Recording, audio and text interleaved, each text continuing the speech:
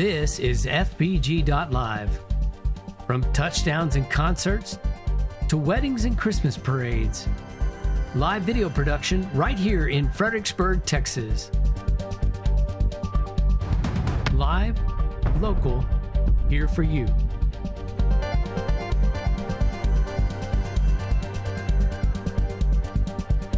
FBG.Live, capturing your moment for generations to enjoy.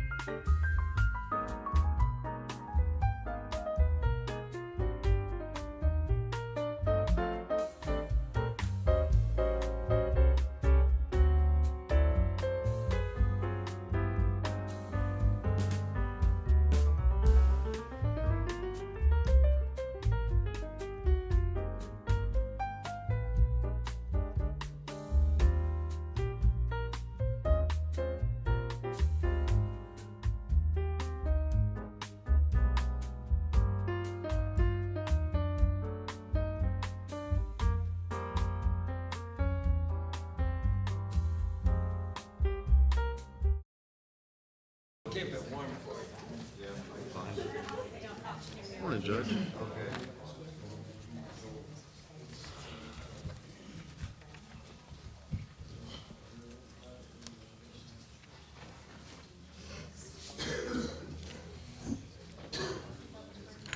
And if you smell smoke, it's me. That's my shoes, actually. Okay. You stopping at cigarette bowl? Yes, I will. Yes, he can be.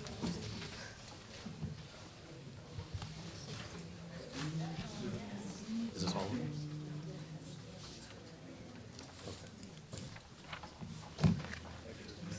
Okay. I don't know who's doing the prayer. Colleen Haley, doing the invocation? Okay. All right, hold on just a second, I'll just make a check. Okay. All right, good morning, everyone. It's February the 10th, 2026. We're going to have a regular meeting of the Gillespie County Commissioners Court. Before we call the meeting to order, we're going to start with our invocation from Colleen Haley.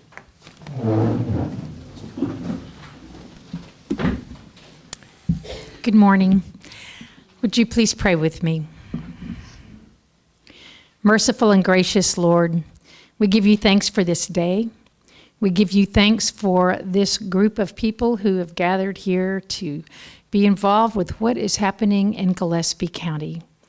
And we thank you for letting us live in a place where such things are possible.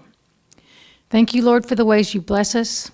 We ask that your hand would guide all that happens here today, and that you would continue to place a hand upon us as we walk through this valley in our communities and through this county all over the land. As we see each person who comes through here, we have so many visitors that really do come from all over the land. And so help us to welcome them and help us to be a county where people can come and live safely and securely. And we ask these things in the strong and precious name of Jesus. Amen. Amen.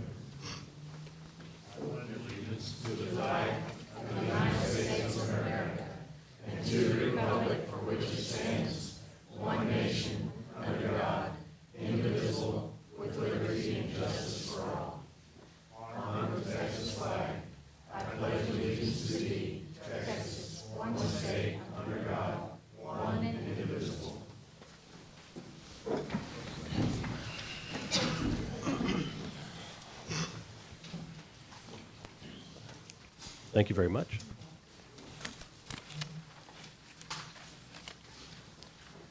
It is 9:05 a.m. We're going to call the meeting to order. This is a regular meeting of the Gillespie County Commissioners Court. It is February 10th, 2026.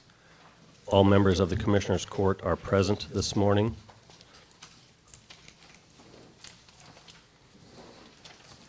Let's move to item number 6, which is receive and discuss presentation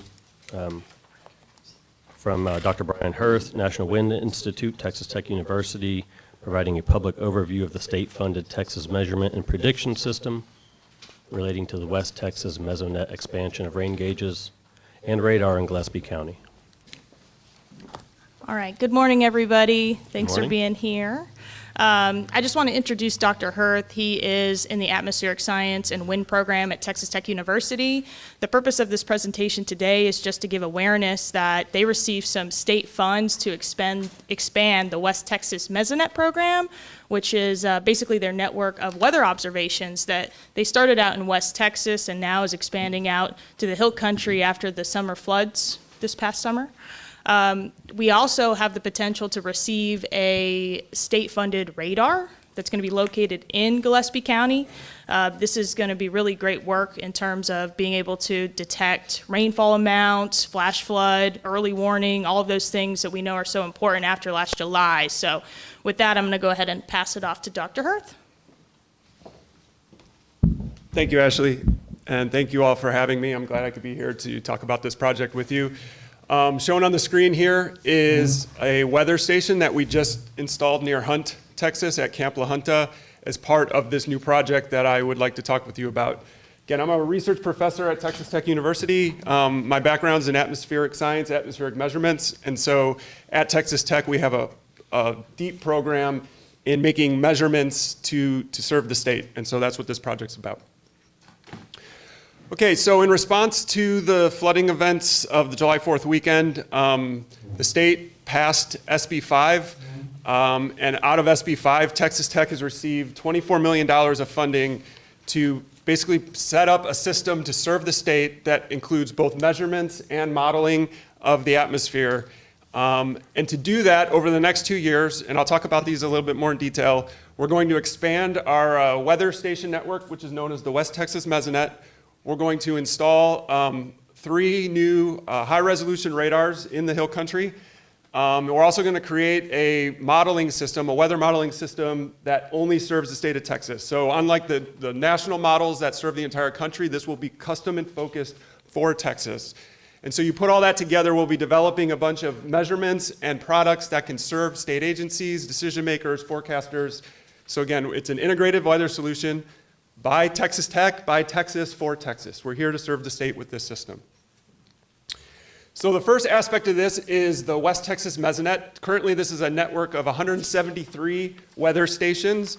You can see an example of a station in the image there. It's a 10-meter or 33-foot tall tower that has 28 different measurement parameters.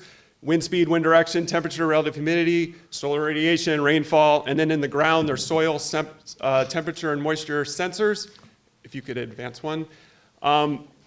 That map shows where all of our stations are located, primarily in West Texas, but we're now charged to expand this network eastward into the hill country. If you could advance again, please. So on this map, you see some red dots and some blue dots. The red dots represent everywhere there's currently a West Texas Mesonet station, and the blue dots represent where there are other high-quality weather stations across the state, predominantly operated by the Texas Water Development Board. If you could hit it again. The yellow square there is Gillespie County, and you can see that there are basically no high-quality weather station measurements in Gillespie County. So if you could advance again, please. It may be hard to see, but what we're going to do is fill in this area with weather stations. We're planning to add 40 to 50 weather stations across the hill country, and including roughly 3 in Gillespie County to help build out the intelligence in the area.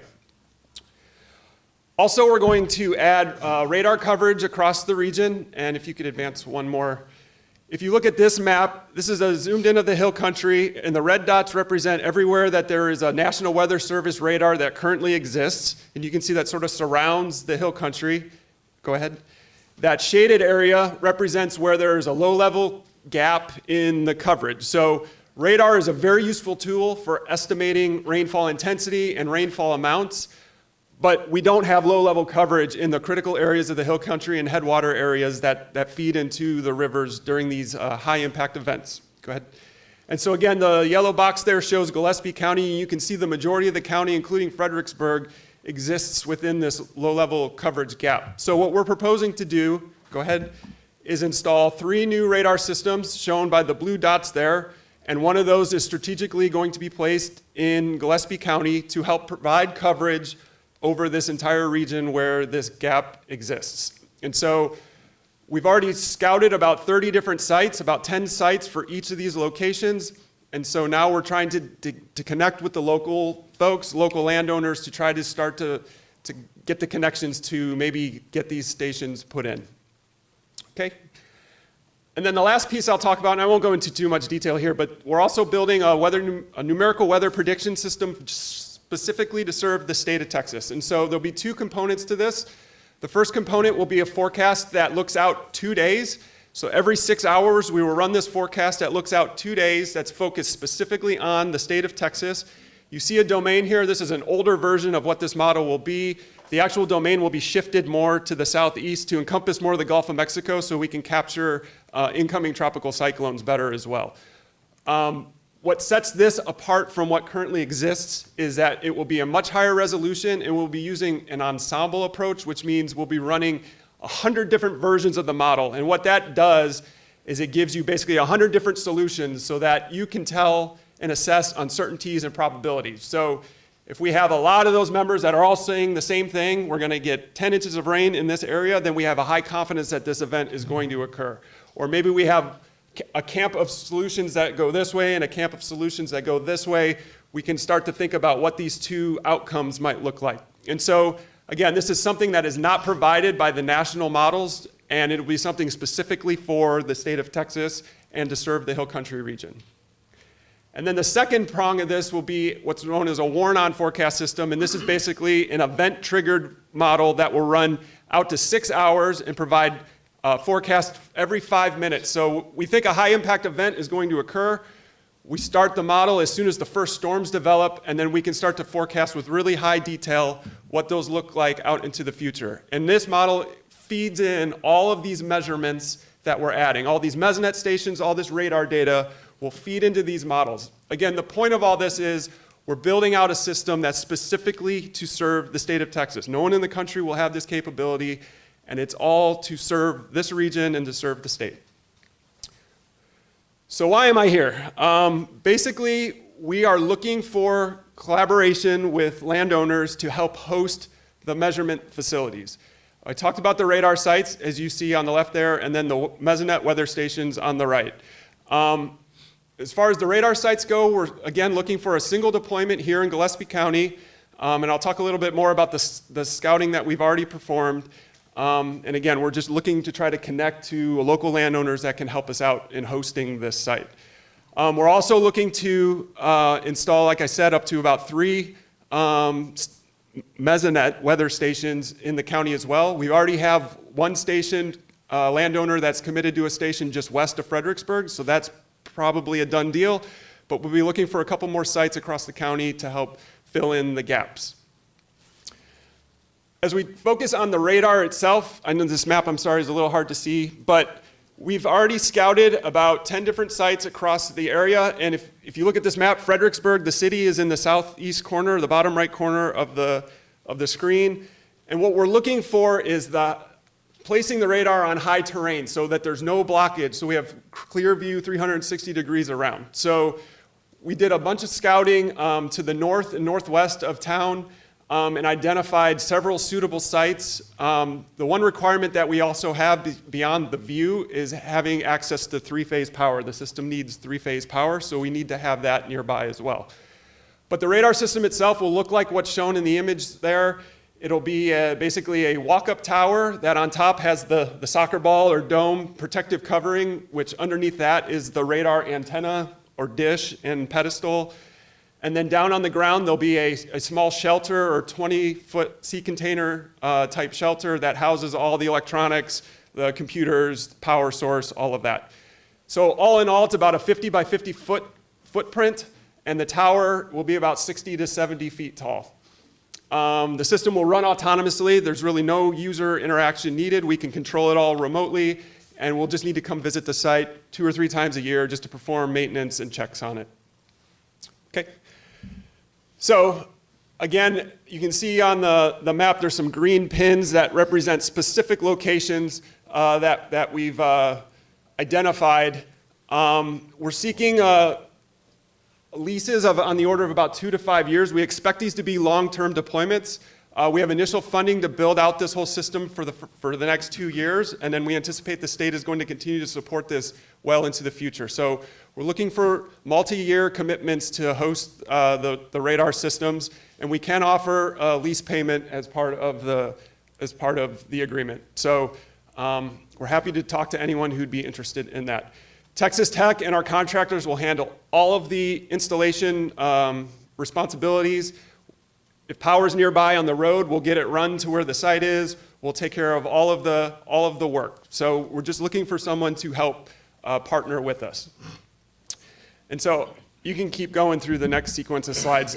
We spent some time trying to identify individual landowners and plots, and so for all these different sites, I've done that. You can scan through all these. I won't go through these in detail, but I'd be happy to talk about these with anyone who is specifically interested in getting down into that level of detail. Okay.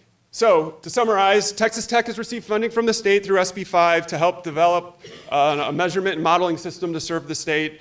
So we'll be installing weather stations, radars, and in implementing a modeling system, again, to help serve the region and serve the state. And so we're here seeking landowners willing to collaborate, both on mesonet stations, but also on the radar sites, which are a little more specific in where they need to be. And so we strongly desire a partnership with the folks in Gillespie County to host a site, because this area, this county, is a strategically good spot to place one of these radars to holistically serve the entire system.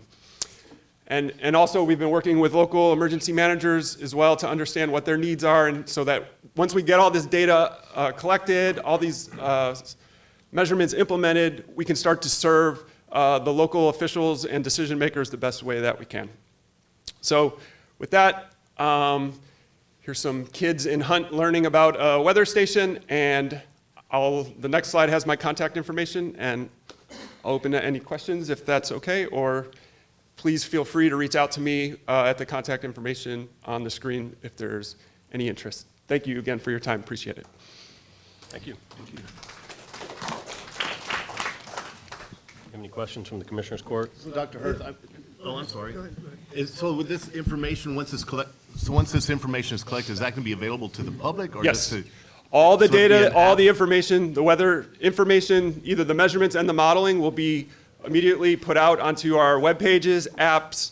There'll be public-facing websites and and ways to view the data. Also, there'll be direct pipelines into the National Weather Service, so they will have access to the data to serve their decision-making and forecasting needs too. Yep, Yeah, it's that all was- public, all Yeah, that public. was my question, is it going to feed the National Weather Service? Yes. So all of the system, or I say systems, apps that we use today to look at weather, they will be fed this new and advanced stuff? Absolutely. So the West Texas Mesonet right now, we have direct feeds with the Weather Service. We're tied at the hip with the Weather Service. We work directly with them. So this would just be an extension of that. More information, better, more resolute information that feeds them, and it's just better tools for them. With respect to the potential sites, are you all contacting those landowners directly, or do you need assistance from the county, or? We're looking for assistance. We didn't want to just cold call. We wanted to come and interact locally first. So that's why we're here first. But then, yes, I'd be grateful if I could work with somebody to get connections to the specific landowners. That would be wonderful. Yeah, so all of those spots that you have are in precinct 4, which is my precinct. Okay, So I'd be happy to work with you and Amy to try to organize an approach to those landowners. okay. Ashley. Ashley. Thank you. I really appreciate that. That's a huge help. Thank you. Yeah, I mean, I think anybody on Commissioner's Court would be Sure. Yeah. willing to help with that. I mean, Okay. I think it's going to be a neat project and service the county well. Yes. Moving forward for safety. Okay. Thank you. I really appreciate that. Thank you. Thank you. Thank you very much.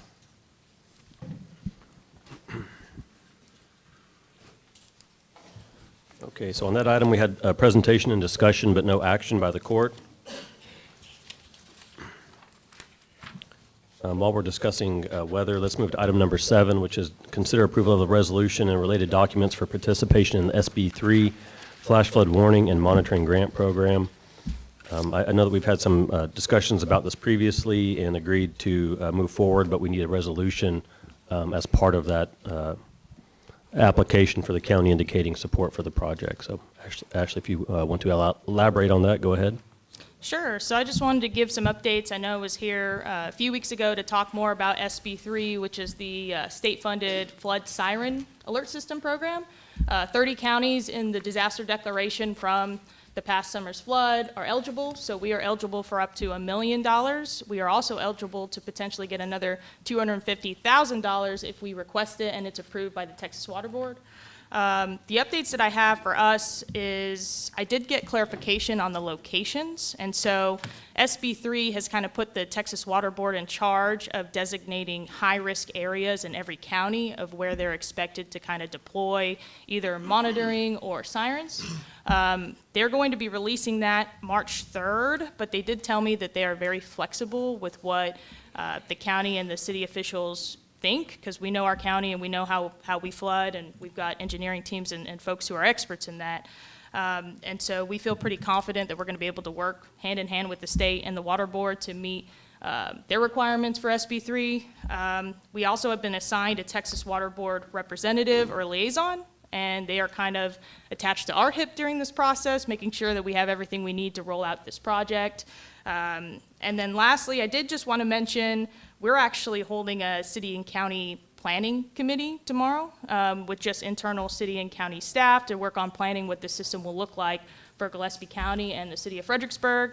As we work to plan that and then work in March to receive the determination of where the high-risk areas are, we will be engaging the public, getting public input, hearing what any concerns are, or hearing what folks expect from the system as well. And so that's going to be part 2 as we work through this project.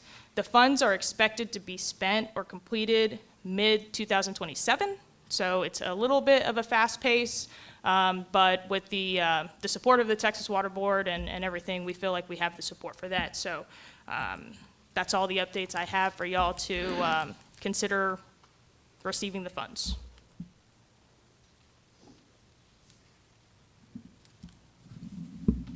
So we need to, I don't remember when, I think it was in January, the court, we approved moving forward essentially with this project or with this application, but all of these grants have their standard resolution that we need to, the governing body needs to authorize our intent to participate and to abide by the grant regulations, et cetera. So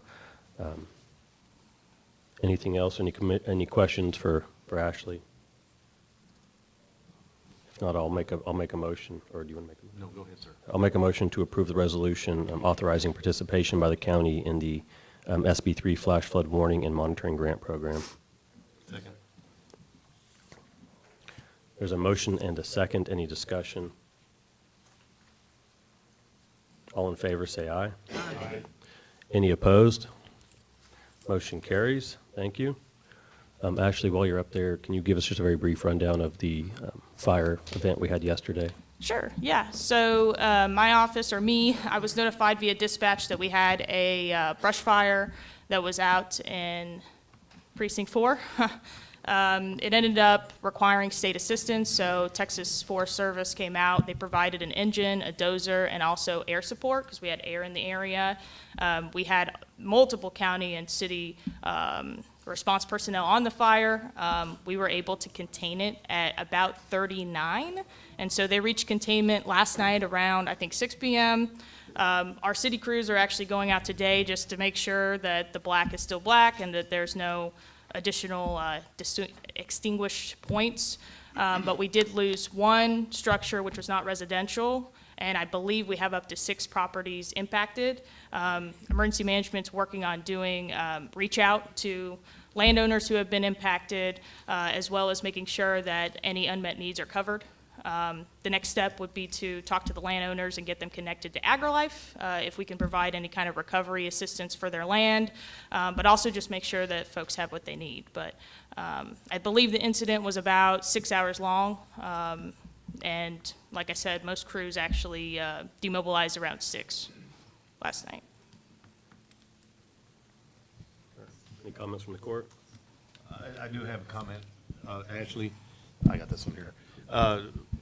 One, I commend you on your communication, because it's great that we're getting communication and updates. I also want to commend you on how well you did with our little ice event. You took it by the horns and you ran with it, and you did a great job of opening up the EOC and running the EOC, and you were tirelessly there. And how you did it, I don't know, but don't want to know either. But I just want to publicly say you did a great job. You kept everybody in line, focused, and informed, and I appreciate that. Thank you. I really appreciate it. You know, my heart's in disaster management and just serving the public, so just happy to be here and excited to keep working on disaster preparedness, response, and recovery moving on. Yes, and we will see you Friday morning. With that being said. Yes, sir. All right. Good. All right. Thank you, Ashley. Thank you. Just for those who aren't aware, Ashley Morris is our emergency management coordinator for Gillespie County and the city. 15. Next, we're going to move to item number 15, which is consider an application and petition to change Ragu Road from a private road to a county-maintained public road. This is located in Precinct 4.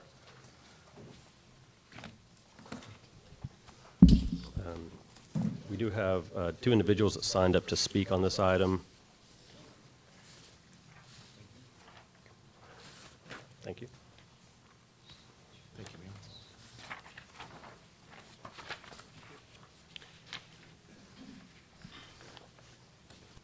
ma'am. Thank you for having me. Excuse me, my name's Julie Cody, and I'm a little nervous, so bear with me. The Grosser Himmel and House Mountain Ranch subdivisions were platted and approved in the year 2000 under the rules that existed with the county at that time. The property developer constructed the road using inexpensive materials, failed to clean the ditches, did not crown the road, and installed minimal culverts. He apparently had no regards as to the condition of the road after his interest ended. Residents of this area should receive the same access to county services as all other subdivisions in Gillespie County, regardless of the year those subdivisions came into being. Residents along Ragu Road are not taxed differently than residents of newer subdivisions and should not be treated differently because of previous commissioners' decisions. Ragu Road residents are comprised of a wide range of ages, economic statuses, health situations, and employment situations. Small children, older health challenged adults, first responders, ranchers, employed individuals, and part-time residents are all part of the mix. Improved maintenance of Regu Road would not benefit a single class, economic level, or group of people. It would benefit all diverse cross-section of the Gillespie County residents as seen in all the rest of the county. Indeed, the population density along Regu Road is higher than other paved roads in the area. Residents of Regu Road area have worked cooperatively for many years to basically maintain the roadway, but increases in usage, lack of equipment, aging residents mean that these efforts frequently fall short, and access to many homes along the roadway cannot be guaranteed. The flooding that occurred in July of 2025 was an example of this and resulted in a need for more major repairs, which were partially completed by the end of August 25 at the property owner's expense. If residents cannot utilize the road in emergencies, neither can law enforcement, medical service, or fire response reach these homes. Although I don't have anything in writing, we did have a local fireman come and inspect the road. The cattle guards and the turnaround at the end of Regu Road are of concern with regards to getting equipment in and out. In spite of these challenges, Regu Road has many advantages for moving to county maintenance. A good easement is in place. Residents are all in agreement. Soils in the area, minimum clearing would be necessary, and from past experience, no major infrastructure such as bridges would be necessary. Very few roads in Gillespie County are in this situation. This request is to remedy a special situation that exists only for these few subdivisions from the past, and once rectified, would simply be the same as all other roads. The county has had in place since 2013 subdivision rules that prevented this situation. This is one special case that slipped through the process in the past. The Regu Road community is an example of neighborly cooperation and self-motivated effort. Residents have shouldered the weight of maintaining functional access to their homes in spite of the challenges and expense, and have not asked for assistance. But just as things are changing in all of Gillespie County, the Regu Road area has also grown and changed. The residents only ask parity with all other county residents, and the past has shown that residents along Regu Road are good stewards of resources. One thing is not changed in this part of the county, and that is the neighbors are willing to work together to help everyone involved, and that I don't expect will change. And I appreciate your consideration in this matter. And I do have pictures of the roadway if you would like to see them. Okay. Do you have, are they like printed out, or do you want them on digital They're display? on the- Okay, all right. Steve? That is the end of the road, it's a cul-de-sac. As you can see, it's got trees. And on the right, you can't see it, there's a big old boulder sitting there. That would be the end, Then the that's the end of the of- road where the equipment would need to be able to turn around. So you can go on, we'll go down the road. This is going north, coming out. You can go on. And that's another shot, and keep going. And another, that's. You can see another the one of washouts. All right. And then we're still heading down the road. One more. And this is the hill that goes all the way down, and it's constantly, we get rain, it washes off, so you can go on. We made the ditches a little deeper on both sides, but sometimes it doesn't help. You get a 2+ inch rain, it washes all the material off the road, so keep going. This, And then the culvert is across the road, is too short, so we go straight and then you turn, it should have been wider. This is one of the areas of concern for the fire department. We have a hard time making that turn, because we have a hard time with our RV making it. All right, you can keep going, and this is on the way out again. You can see that there's plenty of easement on the sides of the We have road. 60 foot of road easement all the way through. This is where it turns, and on the right is a pond. So go another picture, and this goes, you can see the pond right there, and then go again, and then this goes to the residence there, so go on. That's the cattle guard we have a problem with. And then go on.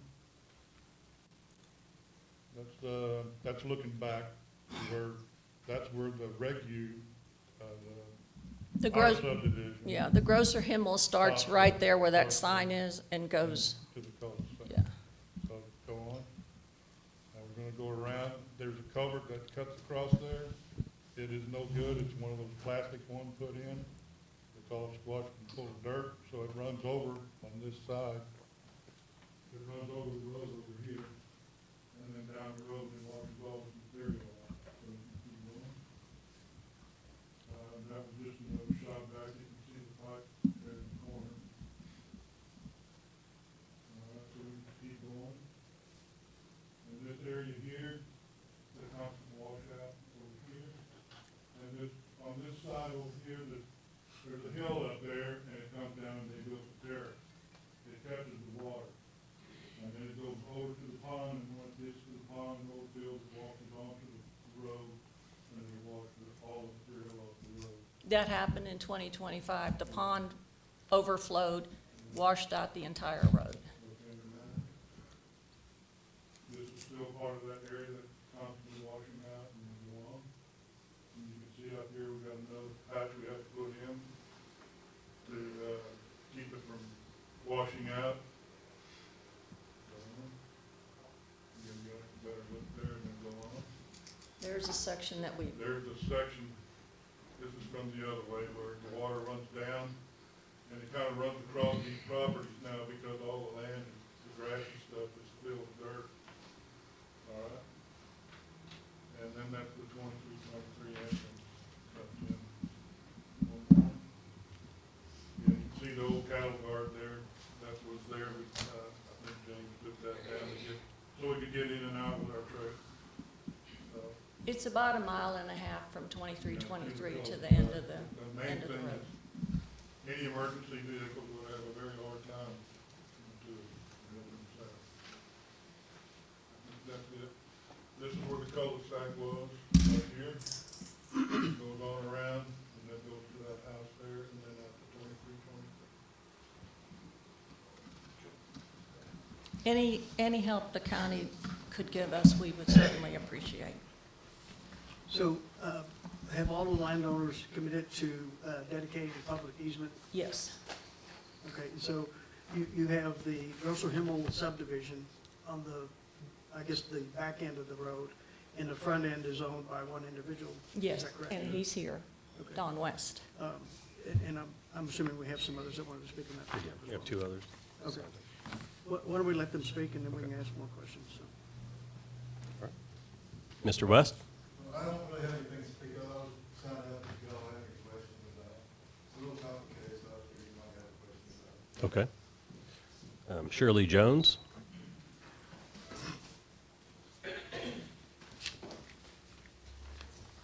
Hello, my name is Shirley Jones. I know some of you. I moved to Gillespie County in the late 80s, and some of you may remember I was employed as a deputy with the Gillespie County Sheriff's Department for 25 years. I have lived in the Regu Road area since 2006. But in my duties as a deputy, I was out in that area quite a bit during a lot of the big flood events during the 90s when we had that 40-some-odd inches of rain that came through. I think one of the advantages, as I got to thinking about this project, I got to thinking, what would you as commissioners be concerned about as the county commissioners? I think some of the advantages of this project is the approach from 2323 is not occluded in sight distance anywhere. There's good visibility coming in and out of there, so I don't think that it would be a huge traffic problem to put a paved road there. It's good visibility from all sides. In my personal experience, having resided along Regu Road, even these very large flooding events do not, even though they cause inconvenience for us at this time and sometimes lack of access, a hardened surface would get rid of that, improved ditches. We're not looking at deep, deep, deep canyons that are going to wash out big bridges and be a constant source of repairs. I think that is a huge advantage for this road. All things considered, the road has been maintained very, very well over the years, but it is getting to be a struggle. The other thing that I think that Julie put a spotlight on is that this is a road for all the kinds of folks that live in Gillespie County. Right now, the major business along Regu Road, it's agriculture. We raise cows, sheep, goats. These are ranchers coming in and out there. We have visitors coming in, part-time landowners. We have retirees with various types of health problems. And so I think that the Regu Road project would not engender ongoing problems.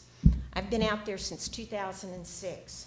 That road does not become a catch place for trash and problems and people coming in and out. Our neighborhood keeps that road clean, and it's nice. Because it is a road that does not have an outlet, the constant passing of casual traffic through there is not a big problem. What we're asking for is to solidify access to their properties for emergency services and the types of living activities that people do in our county, which basically out there, it's farming and ranching. That's what we do. And so I also looked at this and I thought, man, is there going to be a big squabble with people? No. Our neighborhood community gets together, we meet and we talk about our problems. And we have managed to maintain this road since 2000. And there's a pretty good population density out there. And so I commend my neighbors and people who have participated in this process to do that. So I think it would be an advantage to you. You know, if I was a commissioner, having worked in public service in this county for decades, the Regu Road community is exactly the kind of neighborhood I would want in my county. It's a neighborhood for everybody. It's a neighborhood that appreciates movement into tourist accommodation while we preserve those type of activities such as agriculture and the access that we need to do our agricultural businesses there. So we appreciate your consideration, and I hope that you'll look really hard at a place. And this is not something that is going to set a precedent for you as the commissioners to constantly be having to fix this problem over and over again. The Regu Road area is just one of those little places that was through the cracks. And I think in a lot of ways, this is going to be kind of a one and done deal. And so I hope that you'll consider our request. We appreciate your time and attention. Thank you so much.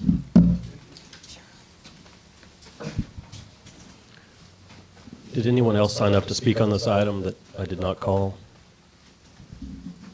Okay. Did you want to make any additional comments or presentation? No. Okay. How many landowners live on Rankin Road? The 19, How many residences? 19 families have access to the road. One family lives actually on 2323, but they drive Regu Road to feed their cattle. How many people reside on Rankin Road? 12. I'm just doing that off the top of my head.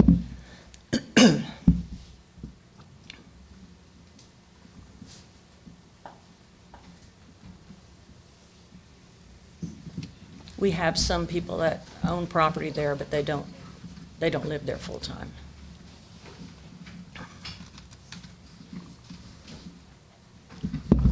Did y'all post notice of this proposed application somewhere along the roadway, entrance to the road? At the beginning of the road and at the cul-de-sac, yes. Okay, all right, thank you. I verified that the posting was in place. Okay. And you'll also post it here. Yes, we did, here as well.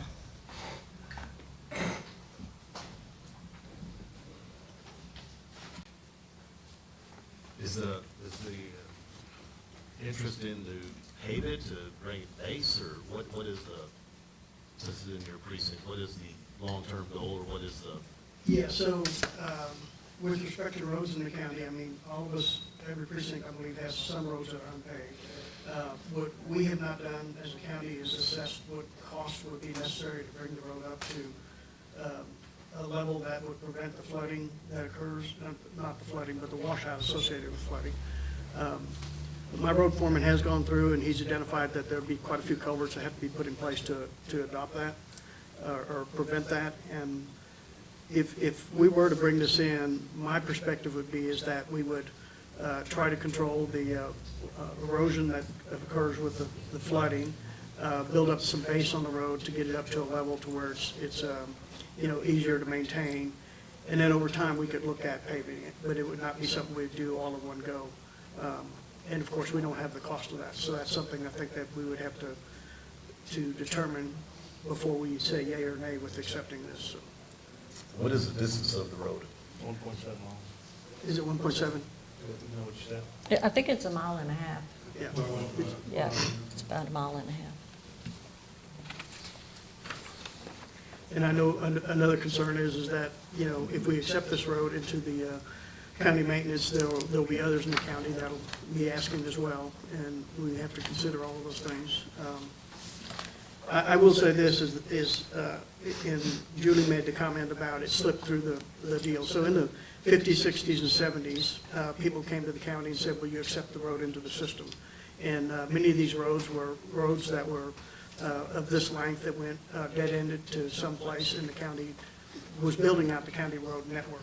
And then in 2013, when we adopted the county subdivision regulations, we required the subdivisions to build roads that are of better quality. So we essentially had a time when the county sort of stopped adopting roads and we didn't have good subdivision regulations, that there are some of these in the county that fell through the gaps.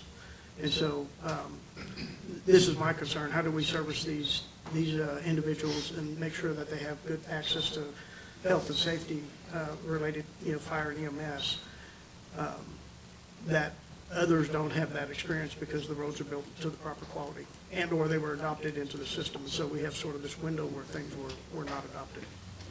Yeah, even based on yesterday with the fire, that would be a real concern of ours because you would not be able to get multiple trucks through with the condition of the road as it is now. No, they just cut fences and go. I watched that yesterday. Yeah. Fence is easy to repair, so. Yes. So really, from my perspective, I think one of the things that we need to do is get a good assessment of the cost to bring it up to several levels before we decide that we would just say we accept it or we don't accept it. And of course, even if we said we'd accept it, we would require all of the legal aspects of the easements to be put in place, which would require all of those residents that have private easements right now to ensure they sign those over. So even if we said yes, and then you had a holdout that said, I'm not going to do that, that sort of stops the whole project anyway, which I think y'all are aware of that. But, so from my perspective, what I would like to do is work with my road foreman, our county engineer, and try to get some numbers to see what it would cost to bring this up to speed before we make a decision on that. So. I mean, even if that, and I agree with what you're saying there, that this would be a multi-year project. Oh, absolutely. I mean, for budgetary purposes, there's just no way Yeah. knowing how expensive everything is nowadays. Yeah, I mean, so I could see us basically starting out, every time it washed out or something like that, we come in and repair it, and we start to cut ditches, and we start to put the roads in the right place. I do know that, and it wasn't obvious from the pictures that were shown, but there's 60-foot easement in the front and the road's all the way off on one side of the deal, and there's, there's obstructions and things of that nature. And so there's a lot of, to me, to correct this long-term, you'd be placing the road in the right place within the easement, getting the drainage corrected, and those are all steps that you go along the way. And so I could see this something that we would work on and try to calibrate the road, improve the drainage, put in culverts, put in base, and these are things that we would do over time, and eventually get it to a point to where we could come in and blacktop it down the road. But I wouldn't see it as a project that we'd come in and just immediately fix the whole road. Right, no, and we would be happy for any assistance that we could get. So with that, what I would recommend is that, that we get some cost to try to make sure we understand that cost before we make a decision. So your recommendation for today would be no action, you'll come back with more information? That's what I'd recommend, is that we have the county do an assessment of what the cost would be, even in phases. Just to put in perspective, our budget in each one of our precincts on an annual basis is about $1 million to $1.2 million or so. And, it's very feasible that a complete road construction like this would be $1 million if you build it from, up to spec. And so we need to really look at it from how does it fit into our budget and how can we work it in over time. And so what I'd recommend the court is take no action today. I'll work with the county engineer and my road foreman to build up some costs, and then we can bring that back for consideration at that point. So. Thank you. Thank you. Add that to your to-do list, Melissa. Okay, so the court did receive the application and presentation and comments on that application. After discussion, there will be no action on that application today by the Commissioners Court. Commissioner Weinheimer is going to work to try to assemble cost estimates for the proposal, and then we will revisit as soon as we have more information to continue the discussion on the application. Okay? Thank you very much. Thank you. Thank you. Thank you again, Ms. Ashley.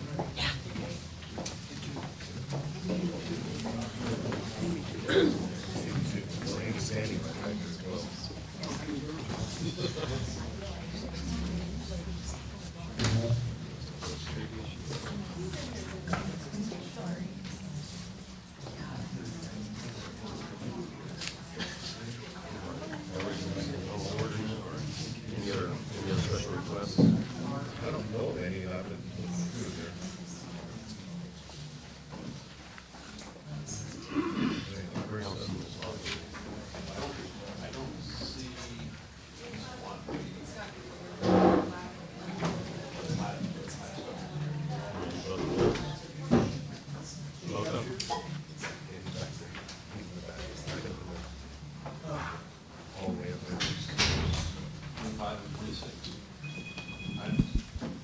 Sheriff, I heard that Graham Pearson was planning to attend for the donation discussion. Is that your understanding?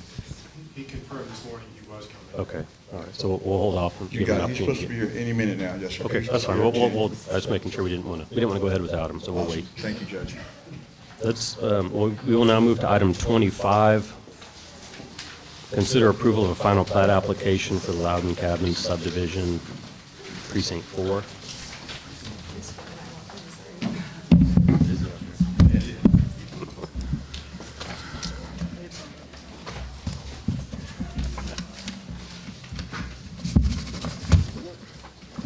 Okay.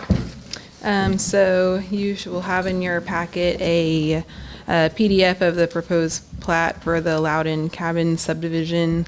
This is a single lot plat. The background of this subdivision is that the owners are proposing to subdivide a just over 6 acre tract from, I think the existing property is about 69 acres, in order to convey that tract. I worked with Cody with Waymaker for the past few months, and we've gone through the preliminary plat process and the final plat application, and I don't have any objections to the approval of the plat as shown in the packet. Do you want to make any comments or presentation? You don't have to, but if you want to, now's your opportunity. Plat hopefully speaks for itself.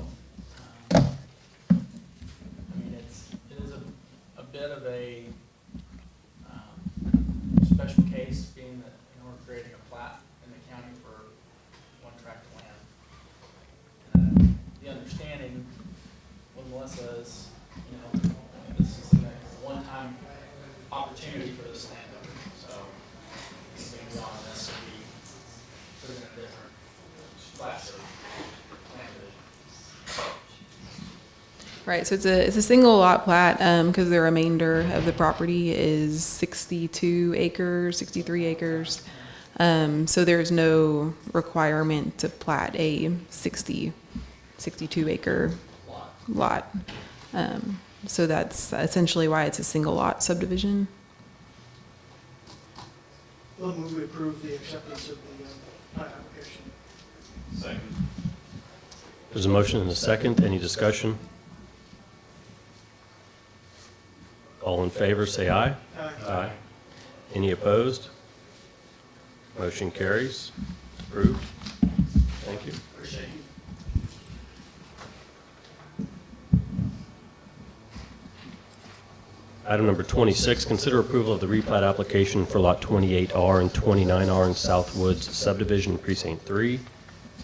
We heard this application, when was that? January 13th, I believe. And at the time, the parties agreed to a 30-day extension. And so now we're revisiting this item today. Yes. Melissa? So Commissioner Yansky and I met with Josh Lemons, a surveyor, and walked through the comments that were provided after the last Commissioners Court meeting. All of those items have been met and satisfied. There is a plat in your packet that is outdated. The surveyor submitted a new plat on Thursday after the packets were already made. So I did email a new survey yesterday, I believe, to the Commissioners Court to replace that. So that revised survey, that revised plat is what I would be bringing today for approval. And that is the plat that has addressed those red lines that are that were provided back in January. So you good with the revised plat that he submitted? Yes. I move to approve the replat application for lot 28R and 29R in Southwood subdivision precinct 3. Second. There's a motion and a second to approve. Any discussion?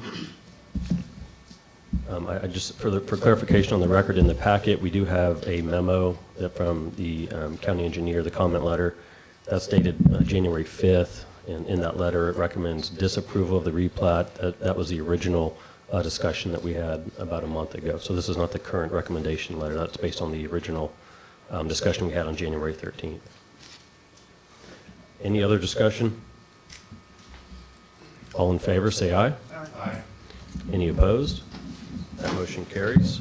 All right, thank you. Thank you, Mr. Lemons.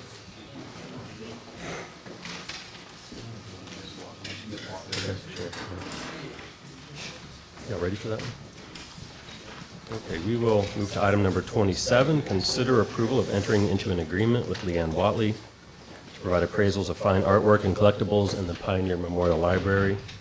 This is an item that we had discussed at last meeting. There were some revisions, I believe, discussed and made. And now we're here to reconsider. The new agreement is in the packet. She's got pictures listed. Any comments any of you would like to make on this? The compensation was changed to where it will be paid, no retainer up front, but it will be paid on submission of invoices. That was discussed and agreed upon that on completion of work, we will be invoiced and take care of that. We looked at budget for fees, and we need to do a budget transfer.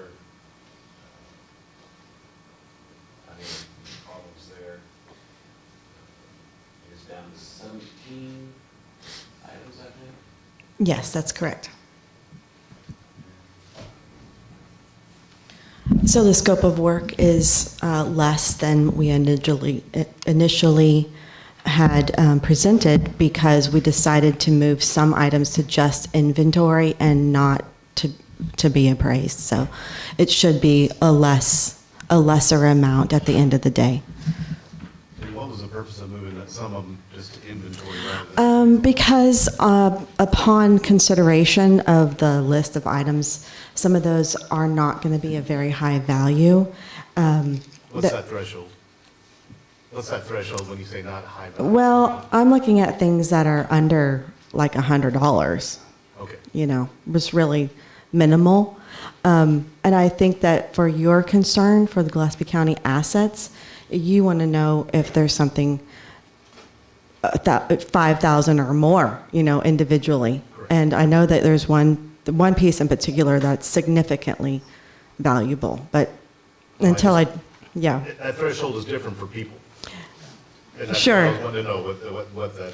Yes, of course. minimal- So I made some decisions because I know just in my line of work, I can tell that certain things are just, the value or is just not even going to be $100 at the end of the day. So let's just keep them in an inventory, a listing so you know that you have those assets. They're in the building, but they don't necessarily, like my fees are going to be more than what those are actually worth. Thank you.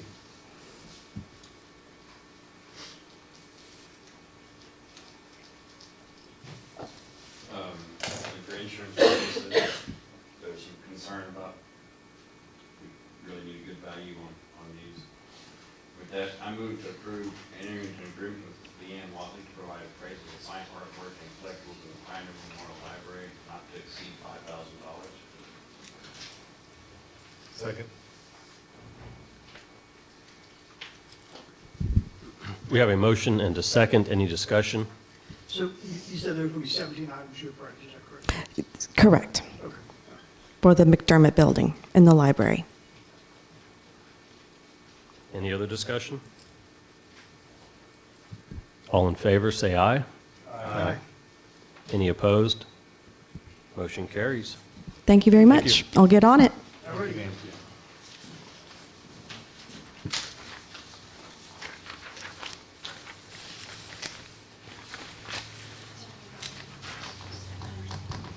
So that contract will need signatures. Should I wait until after the meeting or set up okay with you? Okay, thank you. All right, we're going to go back into normal numerical order. Back to number 3.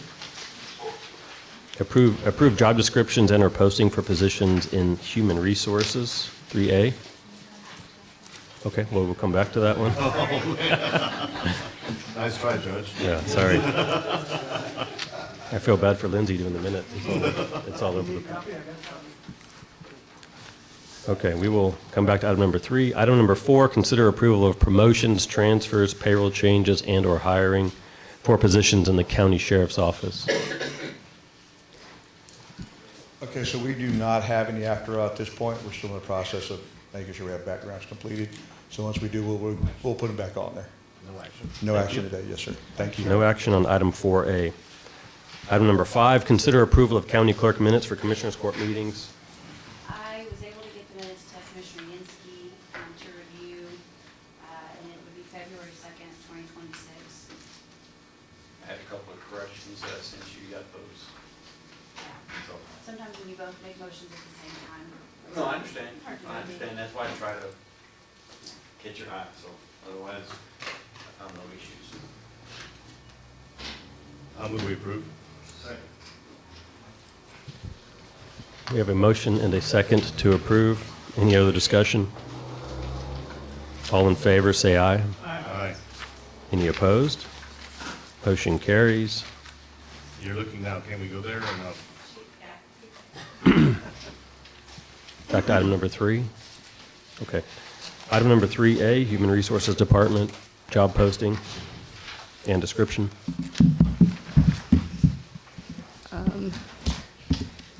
So we have a proposed job description for Human Resources Director. Yeah, Cammie and I met, was that earlier, it was last week, I believe, and went, she had made some revisions, removed some redundant items in there, removed some items that really fall within the generalist's position more than the director position. There's one item that we need to discuss, which is the Human Resources Director was tasked with tracking all of the hazardous materials reporting. and reporting that. I think that our county administrator has been handling that on behalf of the county, so I'm not sure that's a good fit for Human Resources Director. So if we don't want to include that, we need to assign that to another person or department. Any other changes that you want to discuss specifically? I think that was it. I think most of it was just repetitive stuff that was added in. And then I took some stuff out. I made sure it was added into the generalist position. That way it's not left out or forgotten later. And we went ahead and updated that one as well with those changes that we took out. But no, that otherwise it's for the most part the same.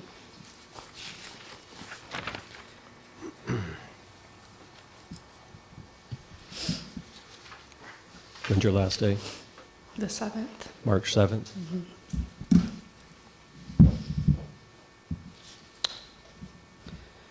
Technically it'll be the 6th, but yes. You sure you don't want to reconsider? No. She has other matters to attend to. Okay, well, so based on, Cammie and I discussed this about putting on the agenda, and because of the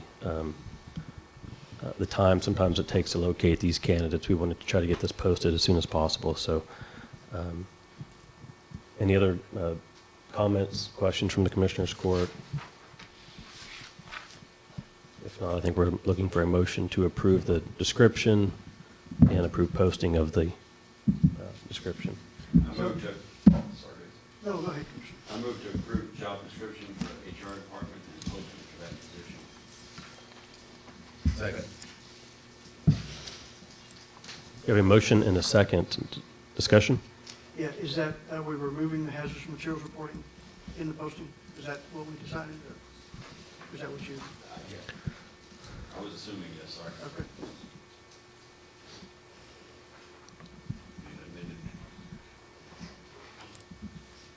I move to amend the motion to remove the hazardous chemicals reporting on the job posting. Amended second. All right, we have an amended motion and second. Any other discussion? All in favor, say aye. Aye. Any opposed? Motion carries. Do we need to decide where that goes to, or are we just going I to have the think we- county administrator do it I for think now? we will, temporarily, we will have that assigned to the county administrator, and then we will, we'll need to bring that back, because it's not really noticed for that Okay. action, so we'll bring that back at a future meeting to figure out the best place for it to be transferred to. Okay, sounds good. Thank you, Cammie. For everything you've done. Yes, thank you, ma'am.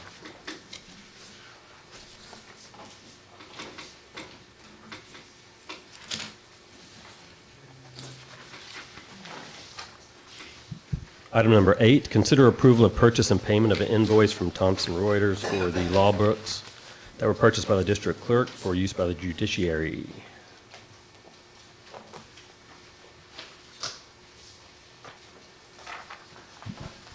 Thank you, ma'am. Thank you.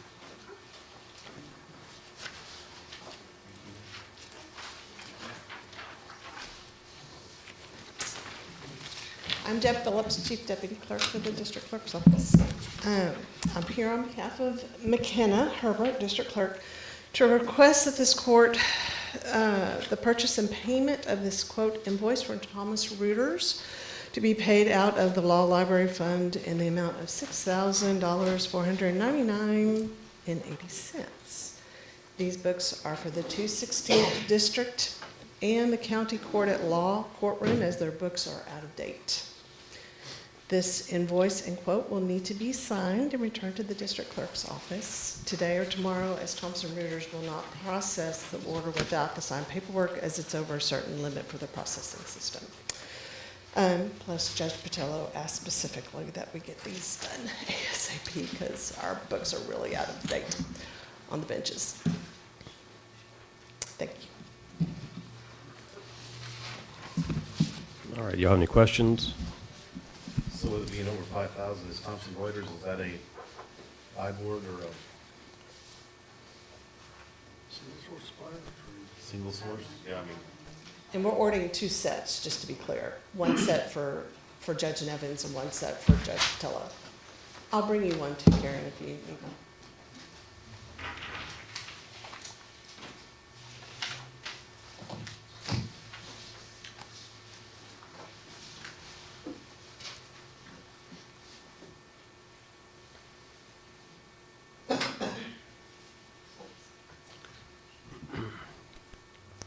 So under the statute related to expenditures for the law library fund, materials for the judges of the courts is an allowable expenditure, and we've done this in the past. I guess my question is if we have enough funds in the budget, in the law library fund, to cover this right now.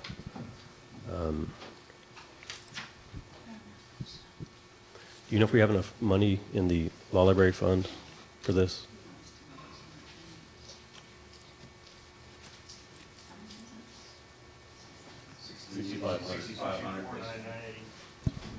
Because I think we have it broken down by books and something else, so we may have to transfer funds. 28,000. But I don't know how much cash is The budgeted amount is 20-something? yeah, there's 28, budget money, okay. but I don't know if there's really cash. Okay. Because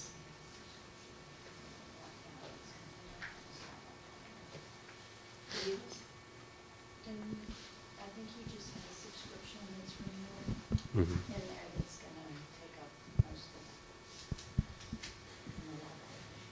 the Well, I know that I've got a pending item Yeah. on my desk that I had to figure out a way to move monies around to cover. Okay.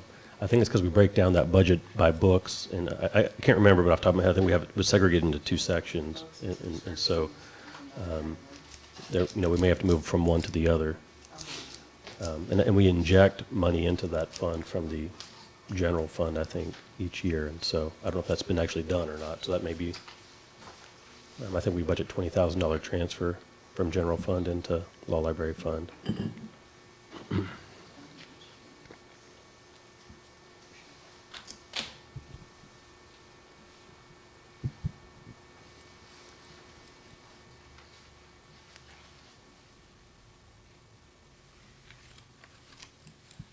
Have you already ordered the books, or do you No, have so them? we cannot Okay. order them until Okay. we have your signature.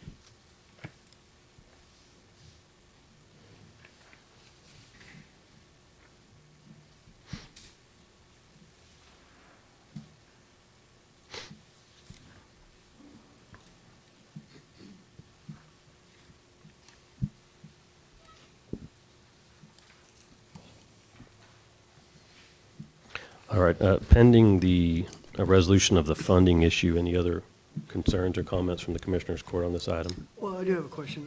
It seems like some of our judicial support materials are electronic versus physical books. I mean, is it different by type of stuff? I mean, I'm just wondering why some are physical books and some aren't. I'd say almost everything is probably available in both formats.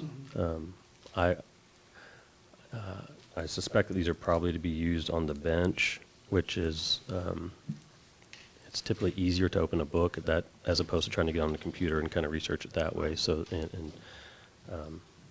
so I think they're available in both formats, but depending on where you are when you're trying to utilize it, sometimes print is more user-friendly than digital and vice versa, so.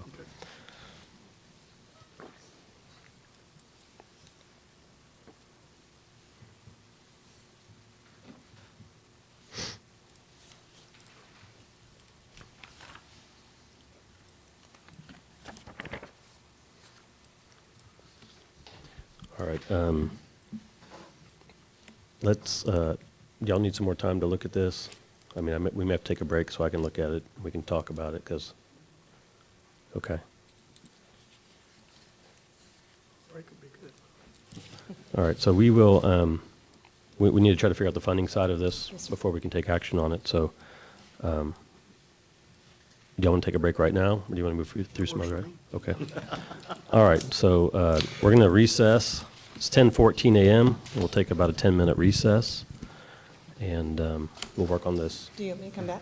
When the, or do you want I me don't think you need to unless you want to. I don't think we need any more information from the district clerk's office. We're just trying to figure out the funding source. You'll just touch base with me later? Okay. All right, thank you. Thank you very much. You have 10 minutes after work.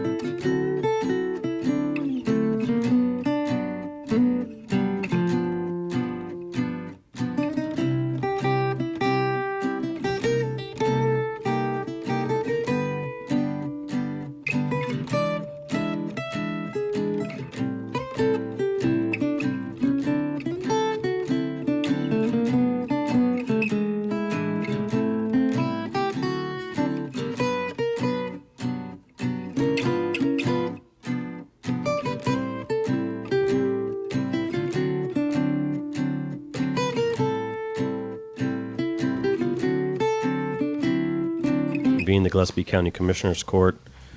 The auditor's office has not made it back yet, so we'll come back to item number 8. Right now, let's move to item number 9, which is acknowledge and receive Commissioner Precinct. Acknowledge and receive Commissioner Precinct 3 continuing education transcript and certificate for 2025. In the packet, I put the resume that I received tax and just as a submission to show that course are complete. Not sure, does that take a motion to accept or? I think we typically make a motion to accept it into the record. I move to accept Commissioner Precinct 3 continuing education transcript and certificate for 2025, which demonstrates successful completion of the continuing education provisions of Article 81.0025 of the Texas Local Government. Second. There's a motion and a second. Any discussion? All in favor, say aye. Aye. Any opposed? Motion carries. Item number 10, consider approval of the postage invoice for mailing of the voter registration cards. Morning, sir.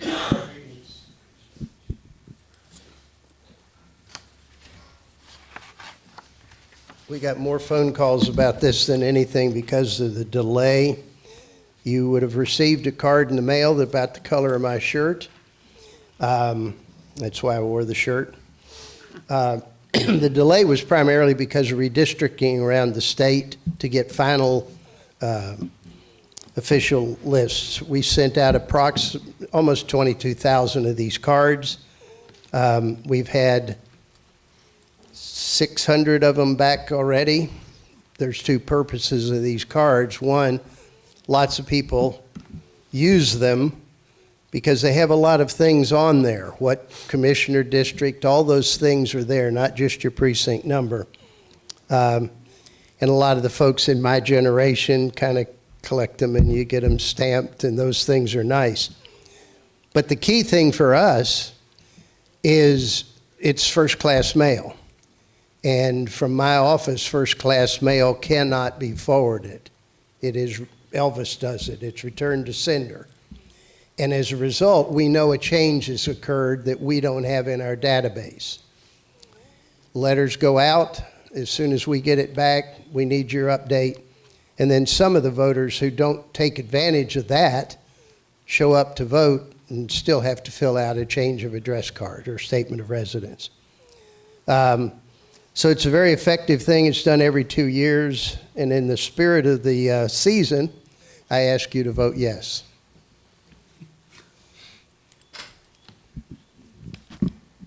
So if I'm correct, Mr. Riley, it's $10,959.49. Right. On that invoice. I move you approve. Second. There's a motion and a second. Any more discussion? All in favor, say aye. Aye. Any opposed? Motion carries. Thank you. Thank you. Item number 11, consider approval for custody of the historic school records to be transferred from the county library to the county clerk's office. Yes, sir. So the library has about 157 items that are historic school records, and it includes the teacher's daily registers, which is the grade books, and other miscellaneous school records. And so we found that it is going to be better served in the county clerk's office. And so in August or September of '25, we transferred them over to the county clerk's office.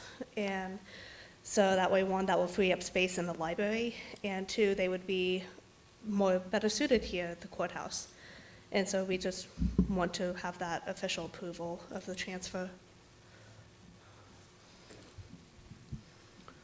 County clerk? I've received them and people have already looked through them. We did try to put the marriage license on there, but I guess Adam sent an email requesting we added, but it was missed, left off, so we'll bring that one. Okay. That one happened very fast. Yeah. But no, I'm happy to take them. So when people review those, do you have to redact any information, or like the school records? Socials or anything like that. No, we've dug through all of them. There's no social security numbers that we found, nothing. Date of births aren't reviewed because of the years too. What about failing grades? Yeah, if my name's on here, can you redact the grade? I want to see copies out here, so. What's the date range approximate that we're talking about for the records? Date range is approximately 1890s all the way up to 1960s. They also gave me the electronic version as well as the. Yes. all the actual records. Mine are on display in Stonewall for. I'll move we approve. Second. There's a motion and a second. Any discussion? All in favor, say aye. Aye. Any opposed? Motion carries. Thank you. Thank you. Item number 12, acknowledge and receive the continuing education hours certificate and transcript for the Gillespie County Clerk. So this is a yearly thing that clerk's office does as well, just as our continuing education certificates and the transcript. Is that making it here? Okay, yep. I move to acknowledge and receive the continuing education hours certificate and transcript for the Gillespie County Clerk. Second. So a motion and a second. Any discussion? All in favor, say aye. Aye. Any opposed? Did you see grade? Motion carries.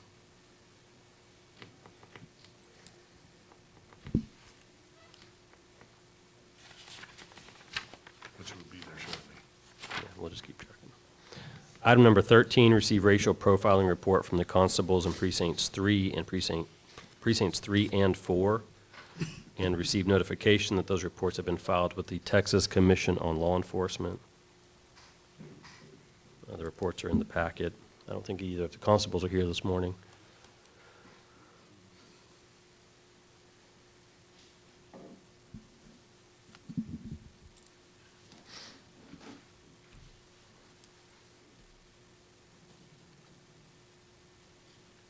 I'll move we approve. Second. There's a motion and a second to approve. Any discussion? All in favor, say aye. Aye. Any opposed?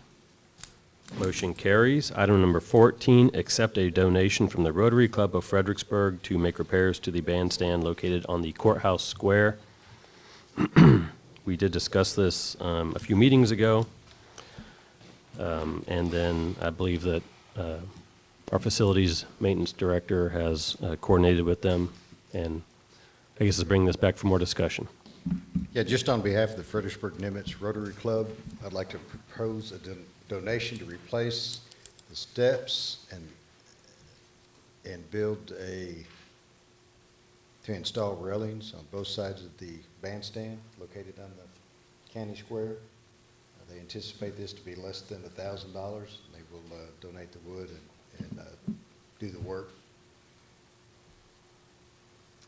So Rotary Club's going to donate the wood and do the work, is that what you said? Donate the wood and do the work, and that's just for the steps and the rails. And that's at a value of about $1,000 or? Under $1,000. Don't have the exact number. Yeah, that's why can we do about or around? Well,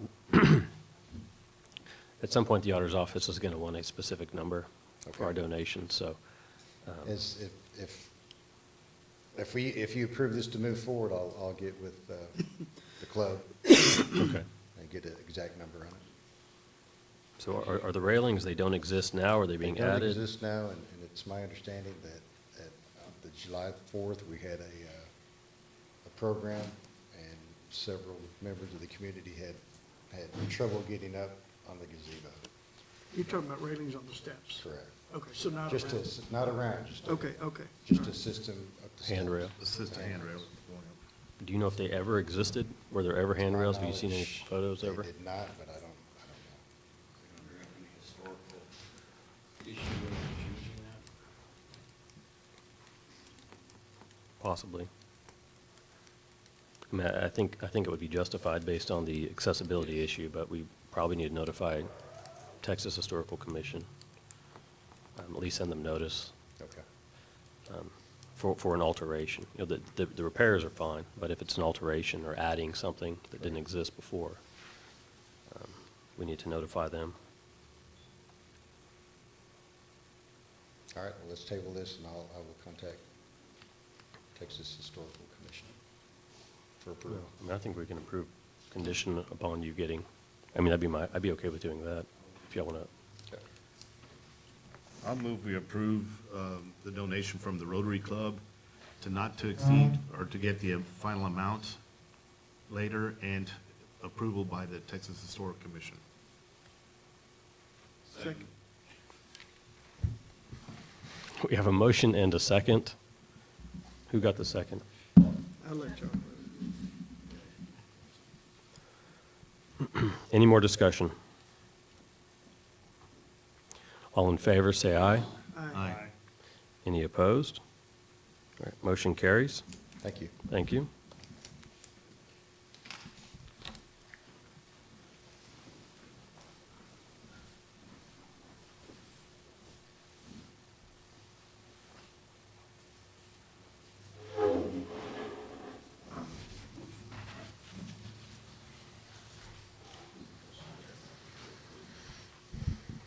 Item number 16, consider approval of a resolution authorizing county grant for Gillespie County Committee on Aging Home Delivery Meal Program and authorization for execution of documents. This is an annual document that we execute at the county level, indicating that we intend or have funded them, funded this organization, and then they use that to submit to the Texas Department of Agriculture for the Home Delivered Meals Program. We carry this funding every year in our community, I'm not sure of the line, civic groups that we fund, and this is one of the groups that we fund in this amount. So, you have any questions? I'll move we approve the resolution authorizing county grant for the Gillespie County Committee of Aging Home Delivery Meal Program. Second. Thanks. There's a motion and a second. Any discussion? All in favor, say aye. Aye. Any opposed? Motion carries. Item number 17, consider acceptance of a donation to the county for the benefit of the Pioneer Memorial Library and authorize execution of related documents. This is the item that we discussed last time. I have not been able to get that resolved yet, so we'll bring that back at a future meeting. No action on item number 17. Item number 18, consider approval of purchase and payment for a new engine for Patrol Unit 250 in the Sheriff's Office. Judge, if we could, just as a request, Mr. Pearson is here. Could we go back to the donation from the 100 Club? Okay. If possible. 23, I believe. All right, let's hold off on item number 18, and we will move to item number 23. Consider acceptance of a donation to the county for police academy training costs and for one canine cage for a patrol vehicle for the benefit of the sheriff's office. So I just gave you a handout with pretty much details all the different topics, but the most important thing is we, as a county entity, as the sheriff's office, that we have been graciously supported by the Gillespie County 100 Club. Graham Pearson is the president of the club at the time, and through their in-kind donation, we are asking to accept a donation of a canine cage for a patrol truck. The total value of that is $9,715, and it should be on that handout. And so with that, it allows us to outfit that 4th canine unit. And then also to accept from the 100 Club an amount of, we have potentially jailers that we are looking to send to the police academy. The cost of that academy is around $4,000. It could be less, maybe a tad bit more. Right now, it's just under $4,000, so we went ahead and rounded up. So those would be the two donations that we're looking at accepting from the 100 Club, and that allows us to move forward. If you're going as a jailer, even though you currently work for the Gillespie County Sheriff's Office, you will still have to go through the same process as a patrol deputy, polygraph, impulse test, psychological, et cetera. Everything will be the same for them. So we want to make sure that their investment in that academy is definitely warranted and protected as well. So I'll let Graham come up here real quick if you don't mind. If you want to say a little bit to him, Graham. Yeah, good morning, everybody. Not only are we looking at supporting those two projects, but we have others in the pipeline. The one is we're going to help purchase a new dog, which is $18,000, plus all of the equipment that dog needs brings it up to about $33,000.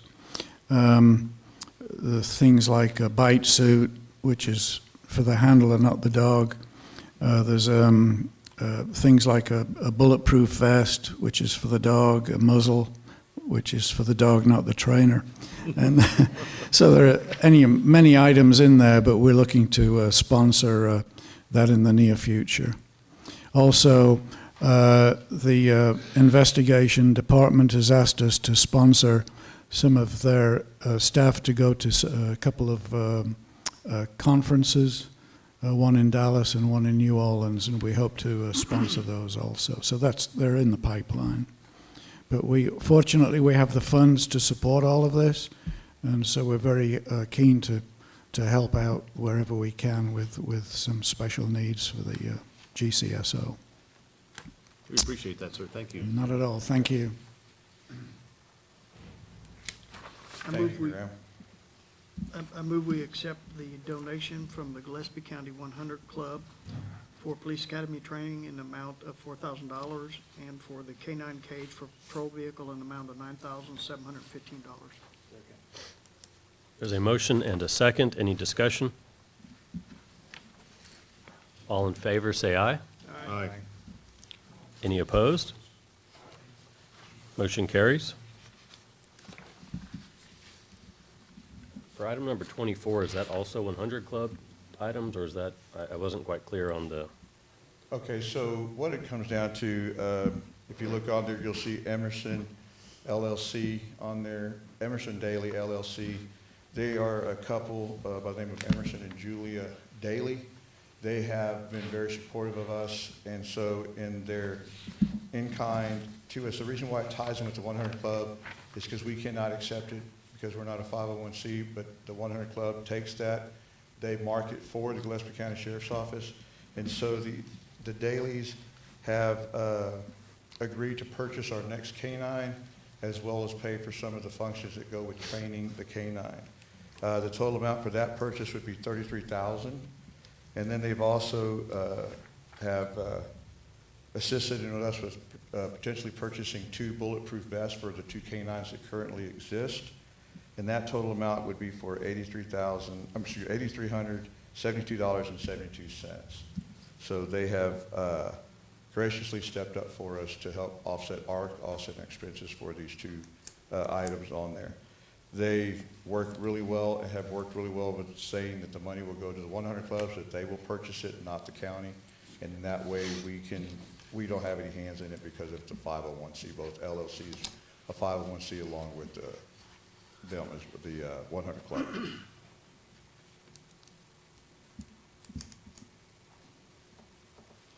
And is that something you're looking for today? I mean, Mr. Pearson made it sound like it's in the pipeline coming. So some of the 2 that we listed we want for today, and then the ones right now for the dailies that will go eventually to the 100 Club to us, we would like to get that approved as of today, both of those. The ones he was talking about, the pipeline, those are things that are in the future. That's why we haven't put them on here yet, because we still got to work on some details. But once we do, we'll mention them to you and bring them to you before the court. But the 2 for the training academy, and then one for the K-9 cage, we definitely want that approved today. And then also on the vests and the purchase of the dog.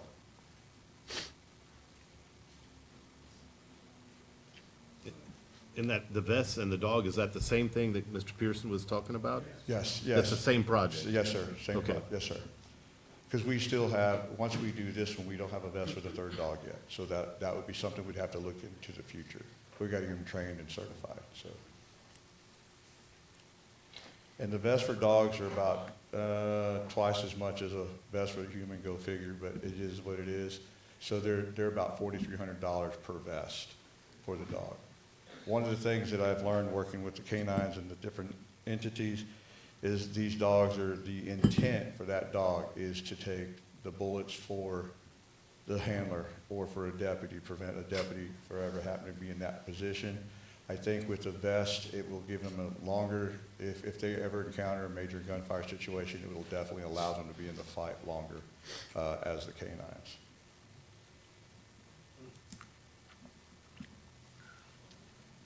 So, so in the packet, we have a list that's totaling $32,000, and it has on the bottom a $33,000 donation. But it's got a list of items in there. But your item 3B is training school. Yes, sir. So I'm confused. Is this thing in our packet not the right? It is, because, well, actually, we only needed a 32, but he wrote the check for 33, so that he wants to make sure we're covered. But that is the correct amount. Some of those things have to be purchased differently versus just writing one check to one company, because there were different variations of companies. So the dog and the training would be paying one entity, where the other purchases of the equipment would be through another entity. So that's what Okay, makes it kind so of the tricky. $33,000 is training and equipment? Yes, sir, and he actually threw in the extra for room and board and food expenses as well, so. Because we explained to him the process of what's Yeah. going on. Yeah. Because last time I pulled my RV over there, we parked it over there. So he's eliminated that hassle for us of having to do that.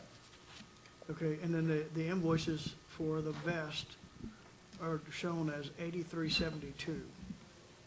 And your request is $83.72.72, so I don't know. And it should be just zero, I'm sorry, it Okay. should be zero. All right, I've got two left thumbs. no problem.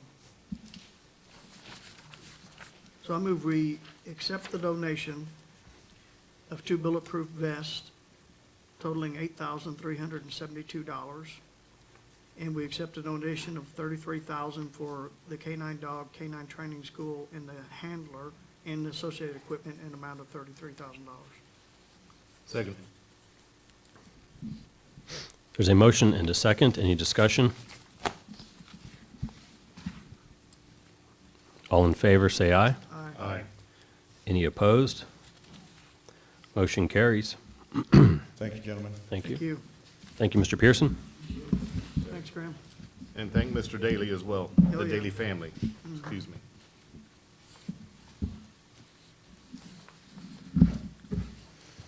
Okay.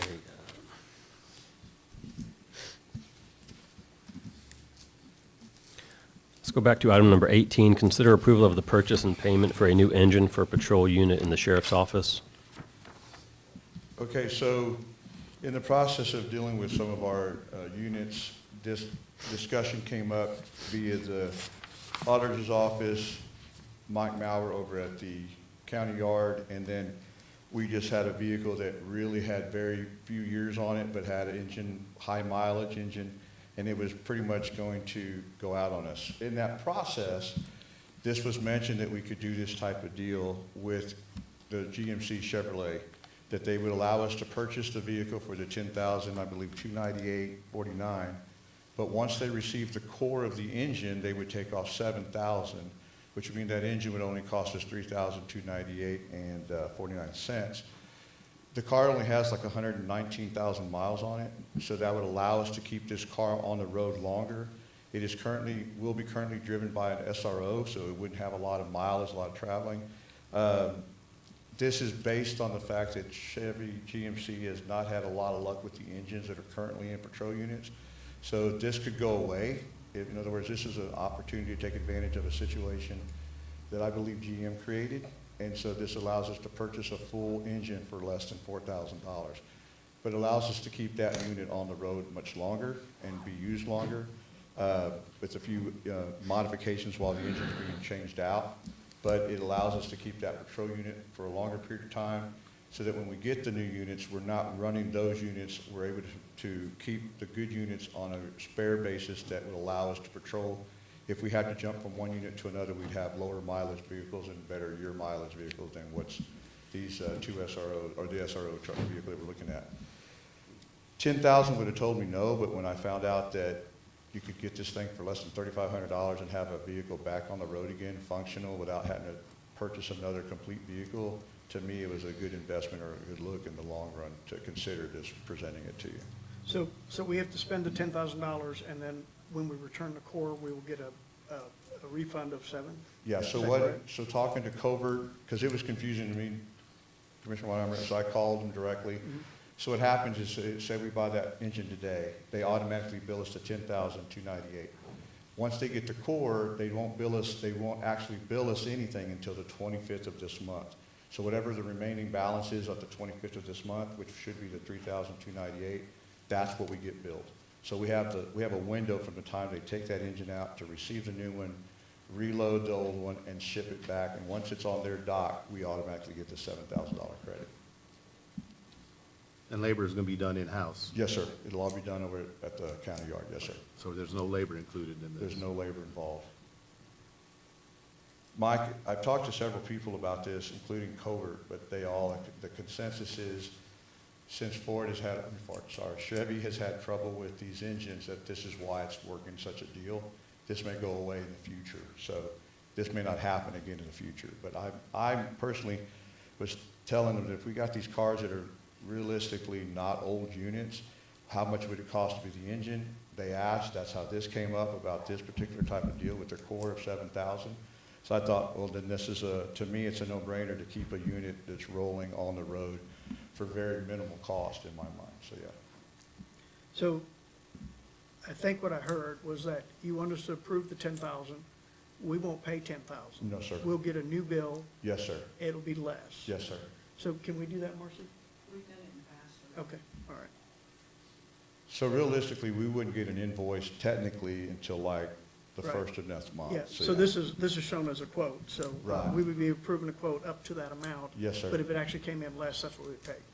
And that's And kind of. we expect that, right. So the key point is there should be no delay. The second we get this approved, we get the engine, we get it done, so that we're already ready to move forward. I mean, in the end, like you said, we're gonna pay less. That's the big thing for me. I just feel like with the units that we have, they're not in bad shape the vehicle, but the engines. We have a history, and I worked in Kendall, they had the same history, so this seems to be something that's consistent with these particular models. So that's what, to me, this is just a no-brainer for us as far as budget goes. Take advantage of it till it goes away. I'll move we approve the purchase of a new engine for Patrol Unit 250 not to exceed $10,300. That way it's covered. There's a motion and a second. Any other discussion? All in favor, say aye. Aye. Any opposed? Motion carries. Item number 19, consider approval of estimate and payment for bodywork repairs for Patrol Unit 250 in the Sheriff's Office. Okay, so we had Sergeant John Austin, who was heading eastbound on 290, had a vehicle pull out in front of him. Sergeant Austin did the best he could to avoid the incident, but unfortunately he clipped the left rear quarter of the vehicle and creating a damage of a total of $17,055.13.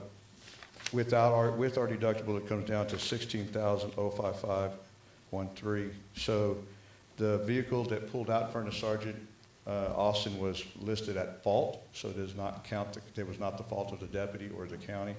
So we just need to get the vehicle as quickly as possible approved to, one, accept the quote, and then two, pay them once the service is done from Escamias. Sheriff, why is the engine for Unit 250 and this is for Unit 250?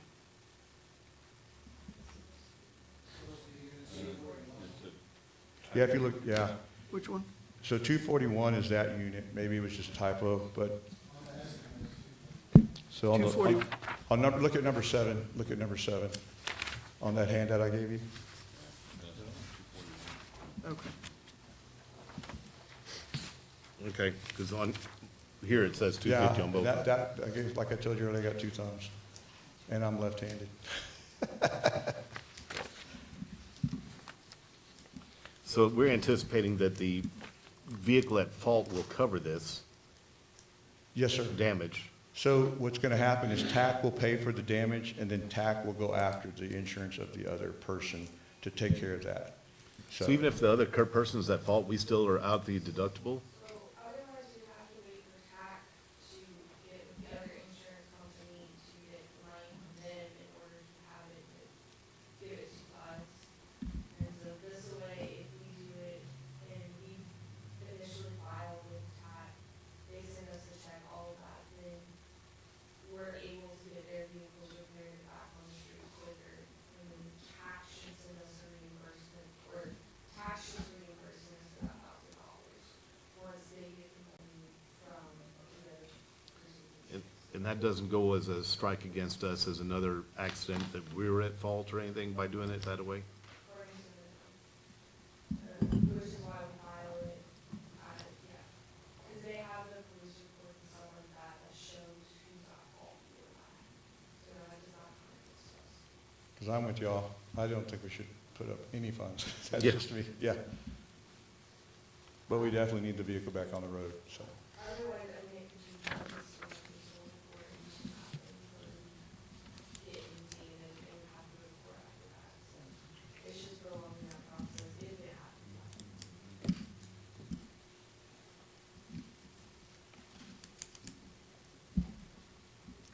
So we need approval today for the full amount? Well, what we need approval for is that we can start the work on the vehicle, so we know that that's going to be paid, and then we'll pay them upon services rendered for the 1,000. Yeah, we need it for the full amount. Yeah. Tax already issued a check and it's been received by the county, so we should have those full funds. I don't know what account that is into, but in some account for that. So we will have those funds. So I will move we approve the estimate and payment for the body work repairs for the Patrol Unit 241 in the amount of $17,055.13. There's a motion and a second. Any discussion? All in favor, say aye. Aye. Any opposed? That motion carries. Item number 20, consider approval to move forward with applications for the following grant programs for the Sheriff's Office. 20A is the Internet Crimes Against Children Grant Program. Do you want to go take these individually, or do you want to? We can do that, yes, sir. Okay. All right, let's do 20A first.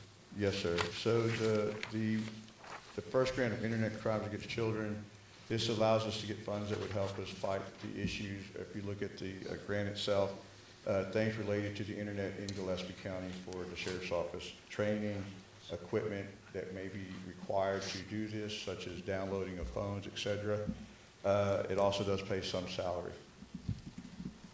And so in order for us to actually file that, we have to have a resolution or approval through you guys as a Commissioners Court for us to even turn in the paperwork. But we have it all ready to go, so once you approve it today, we can submit it as of today. So is there a reason, Sheriff, that it's scratched out on your handout? Okay, well, This should be the yes, last because, one. okay, I'll tell you what, I'm sorry. I'm looking at the paper, but anyways, yes, the reason we take that one off is because that one turned out to be for courts, not so much for us, so I apologize. That turned out to be more for the courtroom and lawyers, the DA, county attorney than for us. So the first one that really should be the State Crisis Intervention Grant should be the one that we're looking at. Okay, so we're passing on the. Yeah, I'm passing on A. Okay. So there's no action on 20A, is that correct? Correct. My apologies. It came after we had printed all this out, so. Yeah, no problem. All right, item 20B, State Crisis Intervention Grant. Okay, so that is a grant that we applied for last year. We were actually told were approved, but the funding had been gone because we applied late last year. So we're going to apply on the actual due date this year, which is also February 12th. So we basically just changed the dates, changed the information, and are reapplying for it. What that does for Deputy Cruzy, who's one of our mental health officers, and Deputy Wayne Hudson, who's also one of our mental health officers, this could offset the cost of their units as well as their salary, as well as laptops or anything that's related to that. So this is merely just applying, you don't know what the amount may be, that would be, We put in, I mean, we can get an amount, but we put in basically for 2 units, the equipment that would outfit that, lights and stuff. These would not be light barred or decals, so they would be a lot less expensive. I don't know if that application has those amounts in it, but they could say, you asked for 200, but we're only gonna give you 100. So we don't know. We're gonna go the high bar, and we won't know until they apply the grant and we actually receive the grant, but we may only get 100,000 of it, where we're gonna go big. We're going to see what happens, so. but it's just really right now, it's to do the application. Yes, sir, this is strictly to give us the green light to turn in the application based on your approval, because it's required to have that for us to move forward with the state. I'll move we approve the application to the State Crisis Intervention Grant for fiscal year 26-27. A motion and a second. Any discussion? All in favor, say aye. Aye. Any opposed? That motion carries. 20C, Rifle Resistance Body Armor Program. Okay, so that one, I'm gonna get Marcia, she's helped me out on this as far as what we've done with the body armor. But it is a program we've already done before, we're just reapplying for it. It doesn't cover the whole cost of the vest, but it does give us a certain amount for the vest back, which we save I think it's like $500 per vest, so we purchase 5. We would actually get $500 per vest back. So it's just depending on how many vests we purchase, will then determine how much money we get back, so. So does this apply to vests that you previously been approved to purchase? Yes, sir, these are vests that we already have in our budget that have been approved to purchase, yes, sir. So it doesn't have to be new purchases? No, sir. Okay. No, it offsets the cost of the purchase of any vest that we purchase. Okay. Any money is good money. I move we approve. There's a motion and a second to approve. Any other discussion? All in favor, say aye. Aye. Any opposed? Motion carries. I'm sure if you have an item on your handout that's not on the agenda, which was the Operation Stone Garden grant. I may not have copied far enough, I guess, when I pasted it to the webpage. Basically, what we're looking at doing that is something we already currently use, is Operation Stone Garden. And it's also, but this one's not due until March, so we can re-add it if you'd like. Okay. But basically, we just want to continue the program that we've already been approved for last year. Okay. So, So if y'all can submit that for the next available You got agenda, it. we'll Yes, get that sir. on the next agenda. Okay, anything else on item 20? I think we covered them all. Hope so. All right. Item number 21, consider acceptance of a donation to the county from the 216th District Attorney's Office for the benefit of the sheriff. Okay, Sheriff's so- office, for the benefit of the sheriff's office, Yes, sorry. sir, yes, sir. Come on, I had a chance there. Just kidding. All right. Consider the approval on this. This is equipment that our narcotics division is using for their surveillance work and for their undercover narcotics work.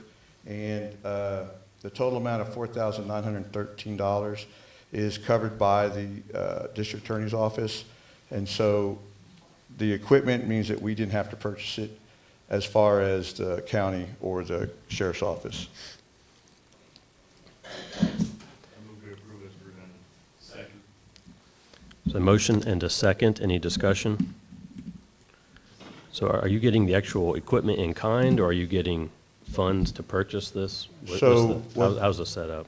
That's a good question. hold on a second, let me ask my money man. Do they pay for it and then we just get it? Did you see that? Which one is that? Because I know there's a whole list right here. Keep going.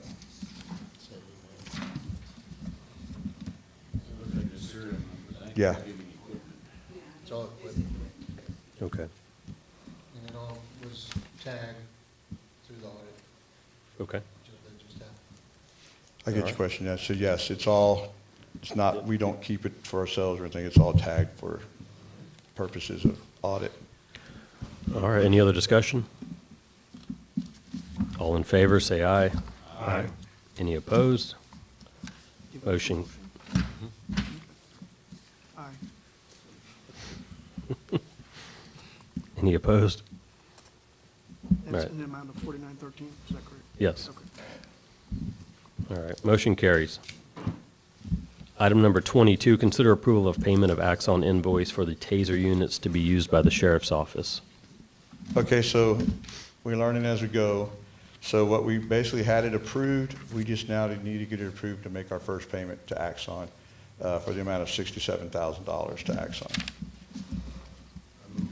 And the money would be coming out of our Senate Bill 22 money that's already been budgeted. Second. We have a motion and a second. Any other discussion? All in favor, say aye. Aye. Any opposed? Motion carries. Number 8, Judge. Let's go back to item number 8. Consider approval of the purchase and payment of an invoice for law books purchased by the district clerk's office to be used by the judiciary. Thank you all. Thank you. Thank you, Sheriff.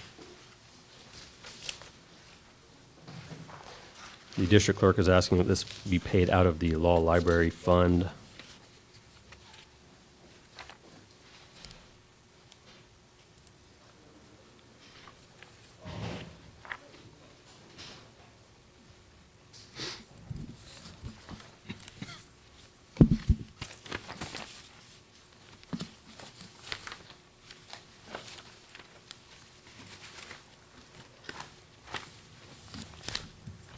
So, it's GL 2701-6101, is that the books line for the law library fund?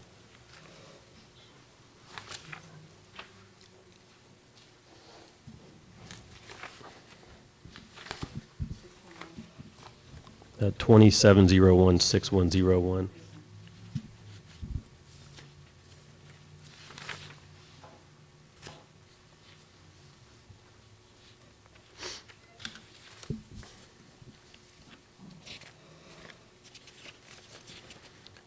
I do have an invoice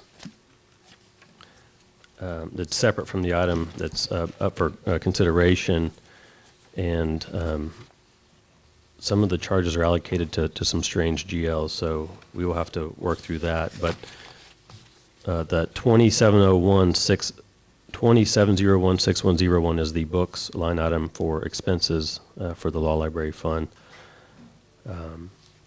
which has a budget of $28,000, I believe.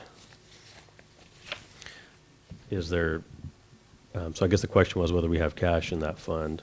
There is 30,000 in cash. Okay, The concern we have is we can't find it being part of the co-op. okay, 5,000. So hearing Paul, I just looked it up, and left a message. But Okay. I looked on several, and Okay. I found expired contracts, but not. okay.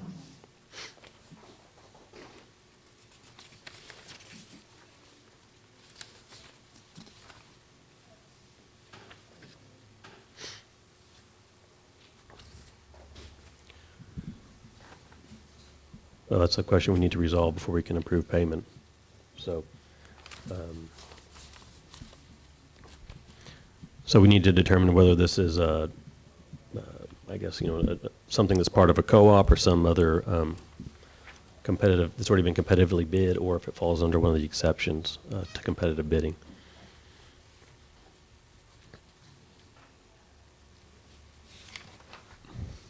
Any other discussion from the court? All right. So no action, sir? That'd be my, yeah, I don't think we can proceed without knowing if it's properly procured or not. So we will take no action on item number 8 and bring that back at the first available meeting as soon as we can get the question answered on whether it is whether this was procured in conformance with our policy, purchasing policy.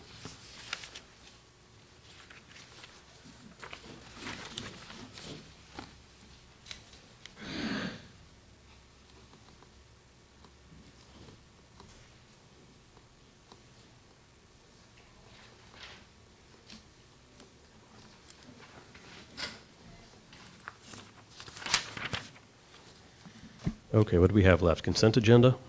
That's fine. Okay, we will go to item number 2, which is the consent agenda. Those are routine business items that the Commissioners Court will approve collectively in one motion unless a member of the court wants to pull an item for individual discussion. Do we have any amendments or additions to the consent agenda? I move we approve our consent agenda with the addition of Axiom Enterprise Incorporated for an amount of $67,000. Second.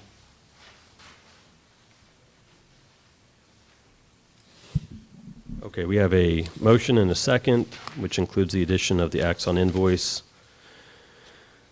which was discussed in item number 22 on the agenda. Any other discussion or comments on the consent agenda? All in favor, say aye. Aye. Any opposed? That motion carries. Anything else, Commissioners, before we adjourn? I have nothing, sir. Nope. I move we adjourn. Second. All in favor, say aye. Aye. And we will stand adjourned at 11:16 a.m.